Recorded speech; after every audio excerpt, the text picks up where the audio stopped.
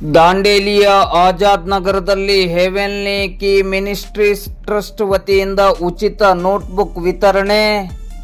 Trust ಕಾರ್ಯ ಶ್ಲಾಘನೀಯ. Block Congress ಅಧ್ಯಕ್ಷರಾದ ಮೋಹನ್ ಹಲ್ವಾಯಿ ಮೆಚ್ಚುಗೆ.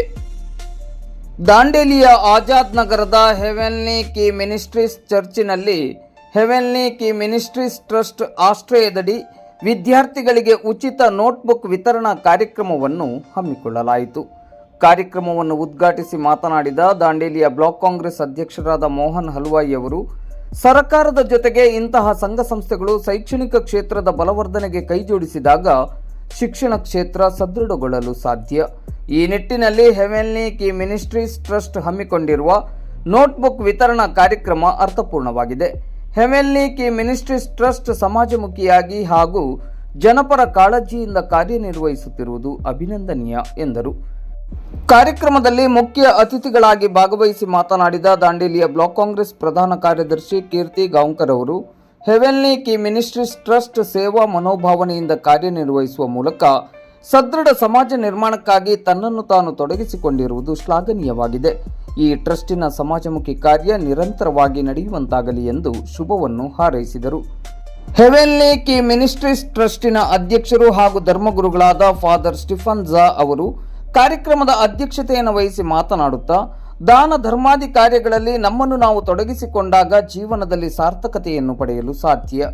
ನಮಗೆ ಬದುಕಲು ಎಲ್ಲವನ್ನು ಕೊಟ್ಟ ಸಮಾಜಕ್ಕೆ ನಾವು ನಮ್ಮ ಕೊಡುಗೆಗಳನ್ನು ನೀಡಿದಾಗ ಮಾತ್ರ ಶಕ್ತಿಯುತವಾದ ಸಮಾಜ ನಿರ್ಮಾಣವಾಗಲು ಸಾಧ್ಯ. ಸೇವೆಯನ್ನೇ ಮೊದಲ ಗುರಿಯಾಗಿಸಿಕೊಂಡು ಪ್ರಾರಂಭಿಸಿರುವ ಸಂಸ್ಥೆ ನಮ್ಮದು. ಎಲ್ಲರ ಸಹಕಾರದೊಂದಿಗೆ ಇನ್ನಷ್ಟು ಸಮಾಜಕ್ಕೆ ಉಪಯುಕ್ತ ಕೊಡುಗೆ ನೀಡುವ ನಿಟ್ಟಿನಲ್ಲಿ ಟ್ರಸ್ಟ್ ಮೊದಲ ಆದ್ಯತೆಯಡಿ ಕಾರ್ಯನಿರ್ವಹಿಸಲಿದೆ ಎಂದರು. ನೋಟ್ಬುಕ್ಗಳನ್ನು ಪಡೆದುಕೊಂಡ ವಿದ್ಯಾರ್ಥಿಗಳು ಶೈಕ್ಷಣಿಕವಾಗಿ ಉನ್ನತಿಯನ್ನು ಸಾಧಿಸಬೇಕೆಂದು ಕರೆ ನೀಡಿದರು. ಈ ಸಂದರ್ಭದಲ್ಲಿ ಹೆವೆನ್ಲಿ ಕೀ ಮಿನಿಸ್ಟ್ರೀಸ್ ಟ್ರಸ್ಟ್ ಉಪಾಧ್ಯಕ್ಷೆ ಶಕುಂತಲಾ ಝಾ, ಕಾರ್ಯದರ್ಶಿ ಚಂದ್ರು ದೇವದಾನಂ ಆರ್ಯ, ಖಜಾಂಚಿ ಸೈಮನ್ ಝಾ, ಸಹ ಕಾರ್ಯದರ್ಶಿ ಸಂತೋಷ್ ಗೋಮ್ಸ್ ಮತ್ತು ಸುರೇಶ್ ನೂತಲ್ಪಾಟಿ ಹಾಗೂ ಟ್ರಸ್ಟಿನ ಪದಾಧಿಕಾರಿಗಳು, ಸದಸ್ಯರು ಮತ್ತು ಧರ್ಮ ಬಾಂಧವರು ಹಾಗೂ ಸಾರ್ವಜನಿಕರು ಉಪಸ್ಥಿತರಿದ್ದರು. ಇವತ್ತು ಟ್ರಸ್ಟ್ ವತಿಯಿಂದ ಇವರು ಸಾಮಾಜಿಕ ಕಳಕಳಿ ಇಟ್ಕೊಂಡು ಬಡ ಮಕ್ಕಳಿಗೆ ವಿದ್ಯಾಭ್ಯಾಸಕ್ಕೋಸ್ಕರ ಕೆಲವು ಪರಿಕರಣವನ್ನು ನೀಡುವಂಥ ಕಾರ್ಯಕ್ರಮ ಕಳೆದ ವಾರ ನನ್ನನ್ನು ಆಮಂತ್ರಿಸಿದ್ರು. ಭಾಳ ಪ್ರೀತಿಯಿಂದ ಮನೆಯವರಿಗೆ ಕರೆದು ನೀವು ಬರಲೇಬೇಕು, ಮಕ್ಕಳ ಸಂಬಂಧ ಒಂದು ಕಾರ್ಯಕ್ರಮ ಮಾಡ್ತಾ ಇದ್ವಿ ಅಂತೇಳಿ. ಆದರೆ ಅನಿವಾರ್ಯ ಕಾರಣದಿಂದ ನನಗೆ ಬರಲಿಕ್ಕಾಗಲಿಲ್ಲ. ಹಾಗಾಗಿ ನಾನು ಕ್ಷಮೆನೂ ಕೂಡ ಕೇಳ್ತೀನಿ, ಯಾಕಂದರೆ ಒಳ್ಳೆ ಕೆಲಸ ಇದು. ಮತ್ತೆ ಈ ವಾರ ನೀವು ಬರಲೇಬೇಕಂದವಾಗ ಭಾಳ ಪ್ರೀತಿಯಿಂದ ಬಂದಿದ್ದೀನಿ. ಹಣ ಎಲ್ಲರ ಕಡೆ ಇರ್ತದೆ, ಆದರೆ ಕೊಡುವ ಮನ ಇಚ್ಛೆ ಇರಬೇಕು. ಯಾಕಂತ ಹೇಳಿದ್ರೆ ಶ್ರೀಮಂತರು ಎಲ್ಲರೂ ನೋಡ್ತೀವಿ, ಯಾರು ಒಂದು ಬಡವನಿಗೆ ₹1 ಕೊಡೋದಿಲ್ಲ. ಆದರೆ ನನ್ನ ಹತ್ರ ಇದ್ದಂಥ ಆ ದೇವರು ಕೊಟ್ಟಂಥ ಹಣದಲ್ಲಿ ಬಡ ಮಕ್ಕಳಿಗೆ ನಾನು ಏನಾದರೂ ಕೊಡಬೇಕು ಅನ್ನುವಂಥ ಇಚ್ಛೆ ಇಟ್ಕೊಂಡಿಂಥ ಟ್ರಸ್ಟ್ ಕಟ್ಟಿ, ಈ ಟ್ರಸ್ಟಿನ ಮುಖಾಂತರ ಒಂದು ನೋಟ್ಬುಕ್ ಕೊಟ್ಟರು ಕೂಡ ಆ ತಂದೆ ತಾಯಿಗೆ ಒಂದು ₹20 ₹50 ಸಹಾಯ ಮಾಡಿದಾಗ ಅದು ಸಣ್ಣ ಕೆಲಸ ಅಲ್ಲ. ಹಾಗಾಗಿ ಫಾದರ್ ಭಾಳ ಒಳ್ಳೆ ಕೆಲಸ ಮಾಡ್ತಾ ಇದ್ದಾರೆ. ಅವರಿಗೆ ನಮ್ಮ ದಾಂಡೇಲಿಯ ನಾಗರಿಕರ ಪರವಾಗಿ ನಾನು ಧನ್ಯವಾದ ಹೇಳಲಿಕ್ಕೆ ಇಚ್ಛೆ ಪಡ್ತೀನಿ. ये बात कहा कि लक्ष्मी हर आदमी के पास है, लेकिन देने की इच्छा होना चाहिए, बोला मैं, क्योंकि हर आदमी नहीं देता. ऐसा ही किस घर में सरस्वती रहती है उस घर में लक्ष्मी अपने आप आती है. ಮಕ್ಕಳನ್ನು ವಿದ್ಯಾಭ್ಯಾಸ ಮಾಡಿಸೋದು ಬಹಳ ಅತ್ಯಮೂಲ್ಯದ ಈ ಪ್ರಪಂಚದಲ್ಲಿ. ವಿದ್ಯಾಭ್ಯಾಸ ಇಲ್ಲದ್ರೆ ಏನು ಸಿಗುವುದಿಲ್ಲ, ಎಲ್ಲಿ ಒಂದು ಕೆಲಸಕ್ಕೂ ತಗೊಳ್ಳೋದಿಲ್ಲ. ಅವ್ನು ಹೋಗಿ ಎಲ್ಲಿ ಕೆಲಸ ಮಾಡ್ಬೇಕಂತ ಹೇಳಿ ಏನು ಕಲ್ತಿದ್ಯಪ್ಪ ಅಂತೇಳಿ. ಮೊದಲು ನಾವು ಯುವಕರಿದ್ದವಾಗ ಪೇಪರ್ ಮೇಲೆ ಕೆಲಸ ಕೇಳಬೇಕಾದ್ರೆ ಮ್ಯಾಟ್ರಿಕ್ ಆಗೋದನ್ನು ಕೇಳ್ತಿದ್ರು. ಈಗ ITI ಆಗಿದೆ ಅಂತ ಕೇಳ್ತಾರೆ. ಬೇರೆ ಡಿಗ್ರಿ ಮಾಡಿದ್ರು ಅವನಿಗೆ ವ್ಯಾಲ್ಯೂ ಇಲ್ಲ. ITI ಮಾಡಿದ್ರೆ ಒಂದು ಲೇಬರ್ ಆಗಿ ಹೋಗ್ತಾನೆ, ಇಲ್ಲಾಂದ್ರೆ ದೊಡ್ಡ ಪ್ರಮಾಣದಲ್ಲಿ ಕಲ್ತಿದ್ರೆ ಒಂದು ಆಫೀಸರ್ ಆಗಿ ಹೋಗ್ತಾನೆ. ಅದಕ್ಕಾಗಿ ನಿಮಗೆ ಎಷ್ಟು ಕಷ್ಟ ಇದ್ರೂ ಪರವಾಗಿಲ್ಲ, ನಿಮ್ಮ ಈ ಮಂದಿರದಲ್ಲಿ ಕೂತಿದ್ರಿ, ಇಲ್ಲೊಂದು ಮಾತು ಹೇಳಿಕ್ಕೆ ಇಚ್ಛೆ ಪಡ್ತೀನಿ. ಬೇಕಾದ ಕಷ್ಟ ಬಂದ್ರು ಮಕ್ಕಳ ವಿದ್ಯಾಭ್ಯಾಸ ಮಾತ್ರ ನಿಲ್ಲಿಸಬೇಡ್ರಿ, ಅವ್ರಿಗೆ ಒಳ್ಳೆ ಎಜುಕೇಶನ್ ಕೊಡ್ರಿ ಅನ್ನುವಂಥ ಮಾತು ಹೇಳಿಕ್ಕೆ ಇಚ್ಛೆ ಪಡ್ತೀನಿ. संविधान दिया है, आज हमारे हाथ में संविधान है. हम धर्मनिरपेक्ष राष्ट्र में रहते हैं, हमारा हक है हम जीने के लिए, लड़ने के लिए, अपना हक मांगने के लिए. लेकिन कुछ लोग हैं जो उस हक को छीन लेते हैं. और जब वो बोल रहे थे ना कि लक्ष्मी के बारे बोले ना, तो सरस्वती रहती है तो लक्ष्मी आता है, वो तो सही बात है, लक्ष्मी तो सबको चाहिए.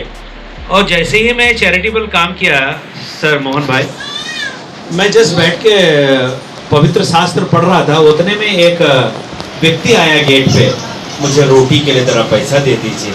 मैं यहाँ चैरिटेबल का काम कर रहा हूँ और रोटी के लिए पैसा मांग रहा है, और उसको भी बोल रहा है मुझे एक 40 रुपए दीजिए, मेरे पास सब्जी है, मैं रोटी खरीद के खाऊंगा। मैं बोला प्रभु अभी मैं चैरिटेबल का काम सोच रहा हूँ, दया मया सोच रहा हूँ, ये दरवाजे पे आ गया। तो फिर मैं उसको जाके दिया, तो भाई ने जैसे बोला ना सर, देने का काम बहुत बड़ा बात है। दूसरे दिन फिर एक आया, पता नहीं किसने भेजा उसको, बोले कि मुझे ना थोड़ा एक 20 रुपए दो, मुझे थोड़ा खाना खाना है। मैं बोला यहीं से शुरू हो गया है, तो फिर मैंने उसको 20 रुपया दिया। Praise the Lord. तो मैं धन्यवाद देता हूँ सच में प्रभु परमात्मा को कि मुझे जो भी दिया है सब उसका दिया हुआ गिफ्ट है। मैं चाहता हूँ कि फिर से 2 शब्द हमारे बीच में भाई कीर्ति गावकर सर बोले। ಎಲ್ಲರಿಗೂ ನಮಸ್ಕಾರ.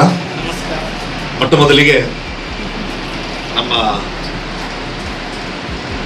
Heavenly key ministers trust Dandeli ಏನಿದೆ ಅದರ ವತಿಯಿಂದ ನನ್ನನ್ನು ಹಾಗೂ ನನ್ನ ಗೆಳೆಯ ನಮ್ಮ ಬ್ಲಾಕ್ ಕಾಂಗ್ರೆಸ್ನ ಅಧ್ಯಕ್ಷ ಆಗಿದ್ದ ಮೋಹನ್ ಅವ್ರನ್ನ ಇಲ್ಲಿ ಕರೆದು ಸನ್ಮಾನ ಮಾಡಿದ್ದಕ್ಕಾಗಿ ನಾನು ಮೊಟ್ಟ ಮೊದಲಿಗೆ ನಿಮ್ಮೆಲ್ಲರಿಗೂ ಆತ್ಮೀಯವಾಗಿ ವಂದನೆಗಳನ್ನು ಸಲ್ಲಿಸಲಿಕ್ಕೆ ಇಷ್ಟಪಡ್ತೇನೆ. ಈಗಾಗಲೇ ಮೋಹನ್ ಅವರು ಬಹಳಷ್ಟು ವಿಷಯಗಳನ್ನ ಹೇಳಿದ್ದಾರೆ. ಟ್ರಸ್ಟಿನ ವತಿಯಿಂದ ಮಕ್ಕಳಿಗೆ ಮತ್ತೆ ಸಮಾಜಕ್ಕೆ ಏನು ಸೇವೆ ಸಲ್ಲಿಸಬೇಕಂತೇಳಿ ಟ್ರಸ್ಟ್ ಅನ್ನು ಕಟ್ಕೊಂಡಿದ್ದಾರೆ. ಆ ಟ್ರಸ್ಟಿಗೆ ನಾನು ಕೂಡ ಅವರೊಟ್ಟಿಗೆ ಕೈ ಜೋಡಿಸ್ಲಿಕ್ಕೆ ರೆಡಿ ಇದ್ದೀನಿ. ಮೋಹನ್ ಹೇಳಿದಂಗೆನೆ ಸಮಯ ಬಂದಾಗ ನಾನು ಕೂಡ ನಮ್ಮ ಕೈಲಾದಷ್ಟು ಸಹಾಯವನ್ನ ಮಾಡ್ತೀವಿ. ಅದ್ರ ಮಧ್ಯದಲ್ಲಿ ಮೋಹನ್ ಅವರ ವಿಷಯವನ್ನ ಹೇಳಿದ್ರು, ನಾನು ಆ ವಿಷಯವನ್ನ ಕಂಟಿನ್ಯೂ ಮಾಡ್ತಾ ಇದ್ದೀನಿ ನಿಮ್ಮ ಪಾಲಕರಲ್ಲಿ. ಯಾಕಂತ ಹೇಳಿದ್ರೆ ಇವತ್ತು ಇಲ್ಲಿ ಮೀಡಿಯಾದವರು ಕೂಡ ಇದ್ದಾರೆ. ಈ ಸಂದರ್ಭದಲ್ಲಿ ನೀವೆಲ್ಲ ನೋಡಿರ್ಬೋದು, ದಾಂಡೇಲಿಯಲ್ಲಿ ಮಕ್ಕಳು, ಎಲ್ಲ ಮಕ್ಕಳಲ್ಲ, ಕೆಲವೊಂದು ಮಕ್ಕಳು ಇವತ್ತು ದುಶ್ಚಟಗಳಿಗೆ ಬಲಿಯಾಗ್ತಾ ಇದ್ದಾರೆ. ಗಾಂಜಾ, ಸಿಗರೇಟು ಸೇರ್ತಾ ಇದ್ದಾರೆ. ನಾನು ಯಾಕೆ ಹೇಳ್ತಾ ಇದ್ರು, ಪಾಲಕರು ಇವತ್ತು ಎಲ್ಲಕ್ಕಿಂತ ಜವಾಬ್ದಾರಿ ನಿಮ್ಮ ಮೇಲಿದೆ. ಇಂಥ ಈ ಚಿಕ್ಕ ಮಕ್ಕಳು ನಿಮ್ಮ ಗಾರ್ಡನ್ ನಲ್ಲಿ ಇರುವಂತ ಒಂದು ಸಣ್ಣ ಸಣ್ಣ ಹೂಗಳಿವು, ನೀವು ಇದನ್ನ ಸರಿಯಾಗಿ ಬೆಳೆಸಿದ್ರೆ ಇವು ಚೆನ್ನಾಗಿ ಬೆಳೀತದೆ. ಒಂದು ದೇವಸ್ಥಾನಕ್ಕೋ ಯಾವುದೋ ನಿಮ್ಮ ತಲೆಗೂ ಬರ್ತದೆ. ಇಲ್ಲ ಅಂತ ಹೇಳಿದ್ರೆ ನಾಯಿ ನರಿ ಕುರಿಗಳ ಬಾಯಿಗೆ ಪಾಲಾಗ್ತದೆ. ಹಂಗಾಗ್ಬಾರ್ದು ಅಂತ ಹೇಳಿದ್ರೆ ನೀವು ಪಾಲಕರು ಎಚ್ಚರ ವಹಿಸಬೇಕು. ನಿಮ್ಮ ಮಕ್ಕಳು ಏನ್ ಮಾಡ್ತಾ ಇದ್ದಾರೆ, ಸರಿಯಾಗಿ ಶಾಲೆಗೆ ಹೋಗ್ತಾ ಇದ್ದಾರಾ, ಸರಿಯಾಗಿ ಕಲಿತಾ ಇದ್ದಾರಾ ಅನ್ನೋದನ್ನ ನೀವು ಲಕ್ಷ್ಯ ಕೊಡಬೇಕು. ಯಾಕಂತ ಹೇಳಿದ್ರೆ ಮಕ್ಕಳಿಗಾಗಿ ನಾವು ಆಸ್ತಿ ಮಾಡೋದು ಬೇಡ, ಮಕ್ಕಳನ್ನೇ ಈ ದೇಶದ ಆಸ್ತಿಯನ್ನಾಗಿ ಮಾಡಬೇಕಂತೇಳಿ ಬಲ್ಲವರು ಹೇಳಿದ್ದಾರೆ. ಯಾಕಂತ ಹೇಳಿದ್ರೆ ನಾವು ಪ್ರಾಪರ್ಟಿ ಮಾಡ್ತೀವಿ, ಯಾವನೋ ಬಂದು ಹೊಡ್ಕೊಂಡು ಹೋಗ್ತಾನೆ. ಬಟ್ ನೀವು ಮಕ್ಕಳಿಗೆ ವಿದ್ಯೆಯನ್ನ ಕೊಟ್ಟು ಒಳ್ಳೆ ಉನ್ನತಿತ ಒಂದು ಶಿಕ್ಷಣವನ್ನ, ಸಂಸ್ಕಾರವನ್ನ ಕೊಟ್ರೆ ಈ ದೇಶದ ನಾಗರಿಕರಾಗ್ತಾರೆ. ಬಡತನದಲ್ಲಿ ಅಂಬೇಡ್ಕರ್ ಕಲಿತರು. ಅಂಬೇಡ್ಕರ್ ಇವತ್ತು ನಮಗೆ ಸಂವಿಧಾನ ಕೊಟ್ಟಿದ್ದಾರೆ.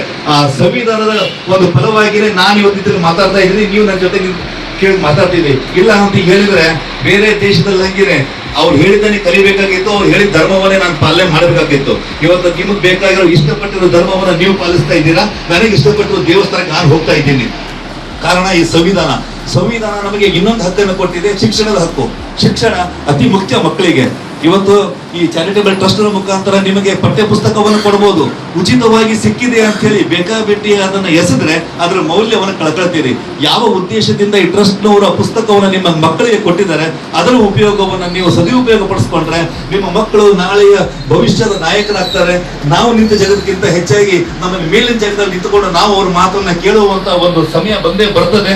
ಆ ರೀತಿಯಲ್ಲಿ ನೀವು ಪಾಲಕರು, ನೀವು ಟ್ರಸ್ಟ್ ನವರು ಮುಂದುವರಿಯಿರಿ ಅಂತೇಳಿ ನಿಮ್ಮನ್ನ ಹಾರೈಸ್ತಾ ನಿಮ್ಮೊಟ್ಟಿಗೆ ನಾವು ಇದ್ದೀವಿ. ಮಾತಾಡಿದ ಅವಕಾಶ ಕೊಟ್ಟಕ್ಕಾಗಿ ತಮ್ಗೆಲ್ಲರಿಗೂ ವಂದನೆಗಳು.